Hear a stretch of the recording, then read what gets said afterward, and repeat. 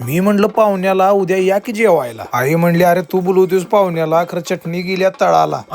चमायला आणाय पाहिजे की मसाला आणि लागाय पाहिजे कामाला, आणि त्याच्यासाठी दुकानं पाहिजेत हुडकायला का जाऊ थेट कांताराला. आई म्हणली शानायस, जा लक्ष्मीपुरीत कोल्हापूरला आणि तिथं जाऊन भेट दे राजेश मसाले यांच्या दुकानला. हा काय ते देखणं पान मसाला. आमच्या आईच्या सासऱ्याची बायको म्हणजे माझी आजी, तिच्यापासून सगळं मसाला इकडंच आणतोय आम्ही. अहो का म्हणजे मसाला बघून समजलं नाही तुम्हाला? यांच्याकडे सगळ्या प्रकारच्या तयार मसाल्यांचा खजिनाच असतोय. मग ते कसं स्पेशल बेत असला की ज्या त्या वेळेला नेता येते. अहो पण वरीसभर घरात चवीनं खायचं म्हटलं तर चटणी चांगली व्हायला पाहिजे की, आणि चटणीसाठी चांगला निवडक मसाला पाहिजे. राजेश मसाले यांच्याकडे सगळ्या प्रकारचं चांगल्या क्वालिटीचे निवडक खडे मसाले असतात. त्याच्याबरोबर वेगवेगळ्या प्रकारच्या शुद्ध अशा मिरची पावडर पण असतात. आणि तुम्हाला चटणीला कुठलं मसाला लागतात हे कळत नसेल तर काय नाही, लिस्ट तयार असते. फक्त किती किलोची चटणी करायची सांगायचं आणि डायरेक्ट मसाला घेऊन जायचा. लई शंका असली तर रेसिपी पण विचारून घ्या, ते बी सांगते. चला माझा भरून झाला मसाला. तुम्हाला पण खुश करायचा आहे तुमच्या पाहुण्याला तर भेट द्या राजेश मसाल्याला.